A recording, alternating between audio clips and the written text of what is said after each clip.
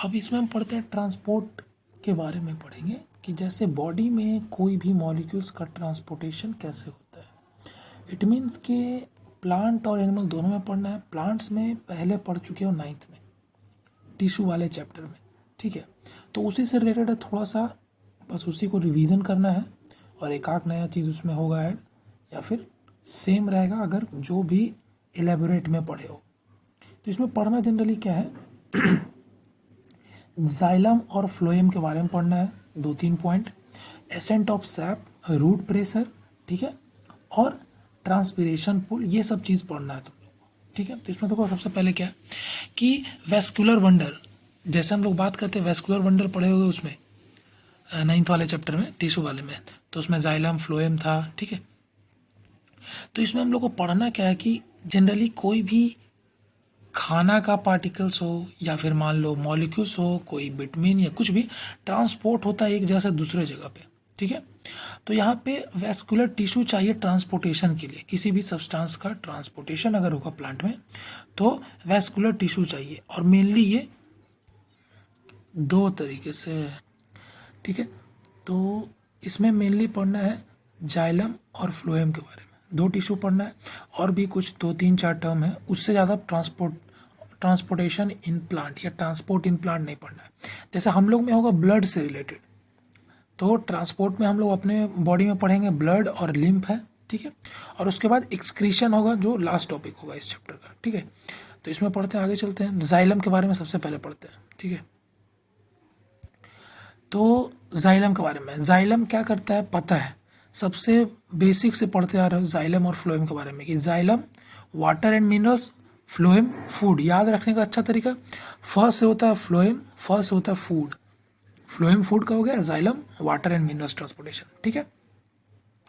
अब क्या है क्या कि जैसे जाइलम है वाटर और मिनरल्स, अब एक चीज़ थोड़ा ध्यान होगा, मैक्रो न्यूट्रिएंट्स और माइक्रो न्यूट्रिएंट्स पढ़ा होगा चैप्टर फर्स्ट 9 में, उसमें था कुछ चीज़ें एयर से मिलती है, ठीक है, कुछ चीज़ें वाटर से और बहुत सारी चीज़ सॉइल से मिलती है, ठीक है। तो इसमें क्या है कि जाइलम हमेशा क्या रहता है एक ट्यूब के थ्रू, ठीक है। जैसे कि मान लो कि ऊपर वाले टंकी से हम लोग के घर तक आता है पानी, ठीक है। तो वही चीज़ बोल रहा है कि रूट से लेकर के स्टेम से होते हुए हर लीव्स के वेन्स तक कोई भी चीज़ को पहुंचाने का काम, ठीक है।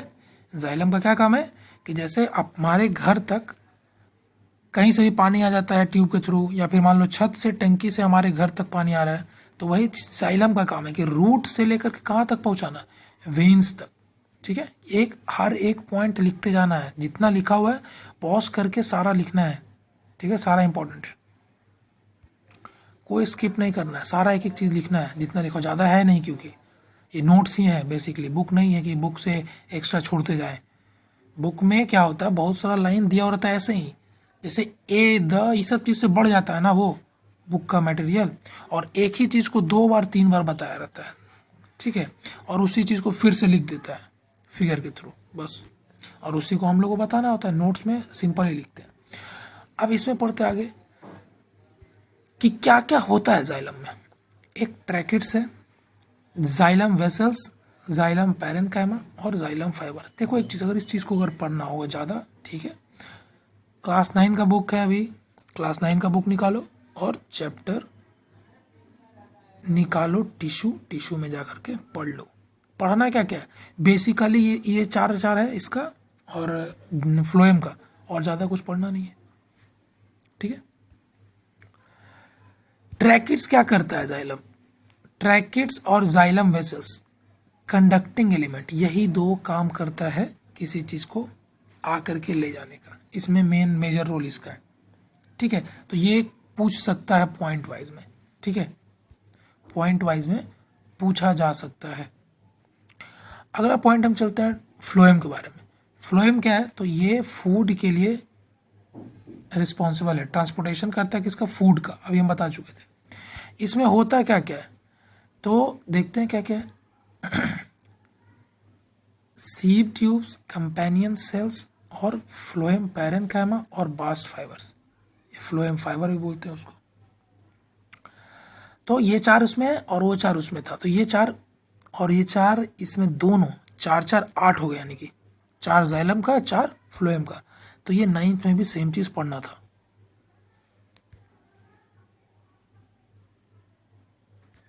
ठीक है, अब इसमें देखते हैं फ्लोएम का जो, जैसे कि उसमें क्या था, कंडक्टिंग टिश्यू था ना उसमें, तो इसमें भी होगा conducting element. Sorry, conducting element वही चीज़ हुआ कि जो एक जगह से दूसरे जगह खाना या मिनरल्स पहुंचा रहा है, तो इसमें सीव ट्यूब्स का काम है। तो 2 पॉइंट इसमें भी इंपॉर्टेंट होगा, लिखना सारा चीज़ है। ठीक है, अब हम आते हैं, एक टॉपिक दिया हुआ है एसेंट ऑफ सैप। देखो, जब 11th में जाओगे नेक्स्ट क्लास में, तब ये सब चीज़ तुम लोग को पढ़ना होगा डिटेल में। ठीक है, एसेंट ऑफ सैप है क्या जनरली, जैसे कि हम बात करते हैं कि एक काम करो, पाइप लो, ठीक है, और उसको नीचे से उठा लो अपना तुम, जैसे कि मान लो हाथ में लेकर के पानी देते हो किसी को, और उसको अपने एक हाइट पे ले जाओ। जब हाइट पे ले जाते हो तो वो पानी देना उससे निकलना बंद हो जाता है, तो क्योंकि उसमें प्रेशर अब उतना नहीं है कि वो उतना हाइट तक वो चढ़ सके। वो चीज़ को समझना है। हाँ, तो करना क्या है कि जैसे हम पाइप लेते हैं तो एक हाइट तक ले जाते हैं, उससे पानी निकलना बंद हो जाता है। क्यों? क्योंकि उसमें जो वाटर का प्रेशर और उसका कैपेसिटी जो था उतना ही तक है, इसलिए अब उसके साथ पानी नहीं निकलता है। तो यहाँ पे एसेंट ऑफ सैप में भी सेम चीज़ समझना है। ठीक है, कि रूट से होते हुए लीव्स के वेन्स तक जाना है पानी को। ठीक है, और वो प्रोसेस एसेंट ऑफ सैप कहलाता है। ठीक है, नीचे हम इसका डेफिनेशन भी लिख चुके हैं, देखो। The upward movement of water and minerals from roots to different parts of plant called AOS, ascent of sap. ठीक है, शॉर्ट में लिख सकते हो। अब देखो इस चीज़ में है क्या, फिगर को देखना है यहाँ पे। ये फिगर है, बुक में भी अवेलेबल होगा फिगर, अगर बुक है तो बुक कंसल्ट कर लेना। ऐसे ये फिगर देखो, क्या ये रूट से होते हुए स्टेम तक, ठीक है, और यहाँ पे लीव्स। ठीक है ना। अब जो जो चीज़ साइड में लिखे हैं हम उसको देखना है कि क्या क्या लिखा हुआ है। यहाँ लिखे ट्रांसपिरेशन क्रिएट्स ट्रांसपिरेशन पुल, आगे पढ़ना है ट्रांसपिरेशन पुल, हम बताएंगे। अब होता क्या है कि जब ट्रांसपिरेशन के बारे में पढ़ोगे तो वो क्या है, ट्रांसपिरेशन पढ़ चुके हो कि losing of water through stomata. ठीक है, और लेंटिसेल्स। ठीक है, बहुत सारे चीज़ से होता है, अलग अलग प्लांट में अलग अलग तरीके से ट्रांसपिरेशन करता है प्लांट। तो उसमें क्या होता है कि पानी का कमी होता है, जैसे जैसे निकल रहा है। तो वैसे ही जैसे मान लो अगर हम बात करते हैं कि जैसे तुम लोग पेंसिल एक यूज़ किया होगा कि आगे ज्वाइंट ज्वाइंट करके रहता है। ठीक है, अगर एक हम उसको निकाल देते हैं और फिर पीछे से उसको लगाते हैं हम, तो फिर एक आगे आ जाता है। तो वैसे ही यहाँ पर काम करता है वाटर मॉलिक्यूल्स में। वो भी टॉपिक उसमें हम लिखाए हैं एडेसिव और कोहेसिव का, वो भी पॉइंट हम बताएंगे उस समय। याद रखना कि ये ट्रांसपिरेशन पुल वाला वहाँ पर भी हम डिस्कस करेंगे अभी। ठीक है, फिर इस साइड में लिखा हुआ है root pressure pushes water to stream. ये चीज़ ध्यान रखना है, क्वेश्चन पूछा जा सकता है कि कौन सा प्रेशर है जो स्टेम में पानी पहुंचाता है रूट के बाद, तो वो रूट प्रेशर का काम है। ये भी आगे हम रूट प्रेशर में पढ़ेंगे। ओस्मोसिस और जो नॉर्मल डिफ्यूजन है पढ़ चुके हो, तो इसमें सॉइल से वाटर जो है रूट लेता है, वो ऑस्मोसिस प्रोसेस के थ्रू, और उस वाटर का नाम दिया जाता है कैपिलरी वाटर। यहाँ पर लिखा हुआ है capillary action results in rise of water at the base of stem. अब कैपिलरी वाटर के कारण ही रूट में जाता है, और रूट से स्टेम में जाता है कैपिलरी एक्शन के कारण। ठीक है, तो इसमें सिंपल यही समझना है कि रूट से लीव्स तक जा रहा है एसेंट ऑफ सैप की वजह से, जो हम अभी बताएं पाइप का। तो होता क्या, जनरली करना क्या कि जब कोई प्लांट को तुम डिटॉप करोगे, ठीक है, मान लो ऊपर का कोई पार्ट कट कर दिया, तब देखना एक लिक्विड आता रहता है, वो एसेंट ऑफ सैप के कारण आता है। ठीक है, या फिर हम लोग मान लो कोई लीव्स को तोड़ते हैं तो वहाँ से देखना वाइट वाइट कलर का निकलता है, वो क्या है सारा, उसके आसपास में जो प्रेजेंट है वो, और एसेंट ऑफ सैप के कारण जो मिनरल्स और लिक्विड है वहाँ पर वो निकल रहा है। ठीक है, तो एसेंट ऑफ सैप में देखो काफ़ी सारा स्टेप्स होता है कि कैसे कैसे निकलता है वो। तो ये एसेंट ऑफ सैप में पढ़ना है रूट प्रेशर, कैपिलरी एक्शन अभी देख चुके, उसमें डिस्कस कर चुके थे। ठीक है, और एडहेशन कोहेशन जो अभी हम बताए थे कि डिस्कशन करेंगे कैसे मॉलिक्यूल्स ऑफ वाटर आगे बढ़ता है। ट्रांसपिरेशन पुल पढ़ेंगे, ठीक है, और फिर पढ़ेंगे ट्रांसपोर्टेशन ऑफ फूड, इतना पढ़ेंगे। ठीक है, पहला आता है रूट प्रेशर। यहाँ नाम से ही पता चल रहा है रूट जो प्रेशर, रूट में जो प्रेशर होगा, ठीक है ना। अब ये इसका इंपॉर्टेंट रोल होगा क्या, कैसे होता है प्रेशर ये जनरेट करता है रूट में। तो होता क्या कि रूट हेयर्स, ठीक है, पढ़ चुके हो, टाइनी हेयर्स प्रेजेंट होता है रूट में, उसको बोलते हैं रूट हेयर, रूट हेयर्स, ठीक है। तो ये करता है क्या, सॉइल से रूट हेयर में वाटर जाता है ओस्मोसिस के थ्रू। अभी वहाँ पर भी यही चीज़ हम बताएं और वही चीज़ यहाँ पे लिखे भी हैं, ठीक है, कि रूट हेयर्स क्या करता है, ओस्मोसिस के थ्रू सॉइल से पानी लेता है। और रूट प्रेशर के कारण क्या होता है, रूट से स्टेम तक जाता है पानी, ठीक है, किसके कारण, रूट प्रेशर के कारण। जैसे अगर हम बात करते हैं 4 लड़के खड़े हो, तो 1 2 3 4, तो 4 वाला अगर मूव करता है तो तीनों मूव करोगे, अगर 2 वाला मूव करेगा तो सिर्फ 1 मूव करेगा। तो ये होता है मॉलिक्यूल्स का प्रेशर लगाना, उससे क्या होगा, आगे बढ़ते जाएगा कोई चीज़, ठीक है। तो ये स्टेम तक पहुंचाने का काम रूट प्रेशर करता है, वाटर को स्टेम तक पहुंचाने का काम। अब क्या है, सॉइल से वाटर कौन ले रहा है, फिर से एक बार सुनते जाओ, तो रूट हेयर्स ले रहा है, कौन से प्रोसेस के थ्रू, ओस्मोसिस के प्रोसेस के थ्रू। अब यहाँ पे आएगा एक्टिव और पैसिव, पढ़ चुके हो कि एक्टिव एक्शन और पैसिव एक्शन क्या है। तो एक्टिव एक्शन मतलब जिसमें एनर्जी खर्च होगा, मतलब लो प्रेशर ग्रेडियंट से हाई प्रेशर ग्रेडियंट, या लो कंसंट्रेशन ग्रेडियंट से हाई कंसंट्रेशन ग्रेडियंट, तो उसमें एटीपी का खर्च होता है, यानी कि एनर्जी हम लोग को लगाना पड़ेगा। तो इसमें देखते हैं कैपिलरी एक्शन में, ठीक है। कैपिलरी एक्शन क्या, कैपिलरी होता क्या जनरली, जब तुम लोग 11th वगैरह में जाओगे, ठीक है, और फिजिक्स का चैप्टर पढ़ोगे, और 9th में भी पढ़ना था फिजिक्स में, आर्किमिडीज प्रिंसिपल वाला जो चैप्टर होगा, प्रेशर थ्रस्ट पढ़ना था, उसमें पढ़ना रहता है कैपिलरी। कैपिलरी क्या, एक ट्यूब होता है, ठीक है, उसमें हम जनरली क्या करते हैं ना, कि ट्यूब को लेवल को हम लोग प्रेशर से मापते हैं, कितना प्रेशर वगैरह हो सकता है। तो वो सब पढ़ना 11th में भी, 9th में पढ़ चुके हो। अगर प्रॉब्लम है तो 9th का बुक होगा तुम लोगों के पास, तो उससे कंसल्ट कर लेना, क्योंकि ये बायोलॉजी और वो फिजिक्स में पढ़ना है। तो एक ट्यूब होता है, ठीक है, जिसमें वाटर या कोई भी लिक्विड कितना ऊपर उठता है। अभी हम क्या बताएं कि वाटर, उसमें लिक्विड का जो है मेजरमेंट किया जाता है, तो कितना वो ऊपर जाता है किसी भी फिजिकल फोर्स के कारण, उसमें भी वही यूज़ किया जाएगा। देखना, बहुत अच्छे से समझाया है, फिगर एक दिया रहेगा, इस देख लो, यहाँ पे फिगर हम बना रहे हैं, ट्यूब कैसे होता है, इस तरीके का यू शेप्ड होगा, ठीक है ना। और इसके अंदर ऐसे मान लो यहाँ तक है पानी भरा हुआ। जनरली एक एग्जांपल ले लो ना, कि एक पाइप ले लो छोटा सा, उसमें पानी भर लो, और एक साइड से ऊपर रखो और एक साइड से नीचे रखो, तो उसके अंदर जो लेवल होता है पानी का वो ऊपर नीचे होगा। वही चीज़ ये कैपिलरी एक्शन के थ्रू दिखाता है, और कैपिलरी जो ट्यूब होता है वो वैसा ही बताता है, सेम काम करता है। अब करता क्या है ये, इसका फंक्शन क्या है, या मान लो जो कैरेक्टरिस्टिक का हम बात करते हैं, तो ये वाटर का राइज, मतलब एक हाइट तक पहुंचाने में हेल्प करता है कैपिलरी एक्शन। हम अभी बता रहे थे कि पाइप को जब हम ऊपर उठाते हैं तो एक समय के बाद वो पानी उससे निकलना बंद हो जाता है, ठीक है, फिर जैसे जैसे नीचे जाते हैं, यानी कि हाइट कमता जाता है, पानी फिर निकलना स्टार्ट होता है।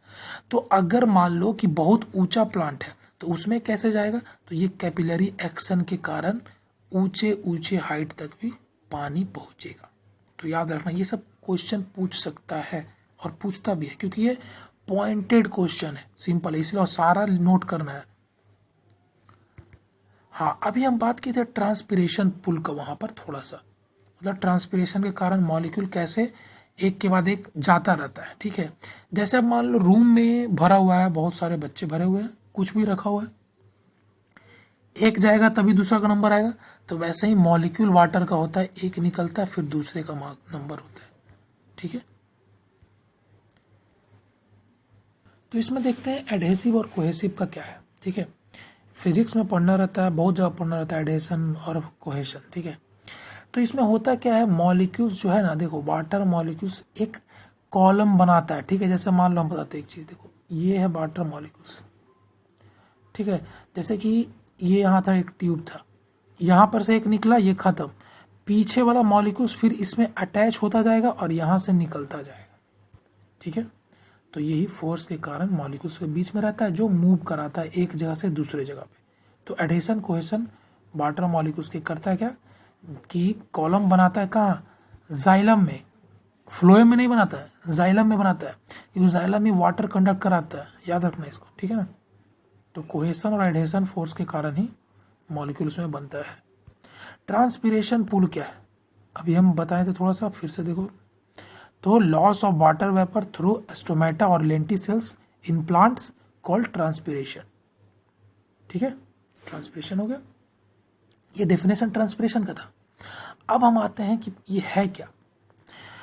तो हम अभी बता रहे थे कि जैसे मान लो ये प्लांट है, देखो यहाँ पर फिर से कि मान लो ये प्लांट यहाँ पर है, ठीक है, ब्रांचेस है, यहाँ पे लीफ, ठीक है, इससे वाटर ड्रॉपलेट्स निकल रहा है ऊपर, ठीक है, ये वाटर ड्रॉपलेट्स निकल रहा है। तो इसमें यहाँ से पानी आ रहा था, एक लाइन मान लो कि ये वाटर कंडक्टिंग है जाइलम। तो जैसे जैसे मॉलिक्यूल निकलता जा रहा है, यहाँ पर मॉलिक्यूल एक और बढ़ता जा रहा है, इसमें ऐड होता जा रहा है, ऐड होता जा रहा है, ऐड होता जा रहा है, निकलता जा रहा है। तो इसी चीज़ को बताया कि ट्रांसपिरेशन के कारण भी पानी उसमें मॉलिक्यूल्स बन रहा है, ऊपर हम देख लिए, उसके कारण पानी लॉस होता रहता है। तो इसमें बोला क्या है कि स्टोमेटा का थ्रू ट्रांसपिरेशन हो रहा है, जो क्या करता है, एक वैक्यूम बनाता है जो सक्शन प्रोड्यूस करता है, और ट्रांसपिरेशन पूल उसी को बोलते हैं।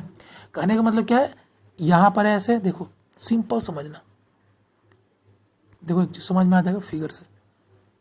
ये यहाँ पर बहुत सारा वाटर मॉलिक्यूल है, ठीक है, एक वाटर मॉलिक्यूल यहाँ से यहाँ किया, तो यहाँ पे क्या होगा, ब्लैंक हो जाएगा, ब्लैंक होगा यहाँ पर।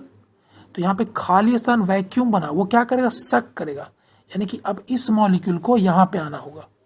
समझ रहे हो कि एक जैसे मान लो यहाँ से ये एक कम गया, तो इसके जगह पे कोई आएगा ना, तो वो सक्शन वहाँ क्रिएट होगा, वैक्यूम क्रिएट होगा, तब उसको फिर यहाँ से यहाँ वो खींच लेगा उसको, उसी को बोलते हैं ट्रांसपिरेशन पुल।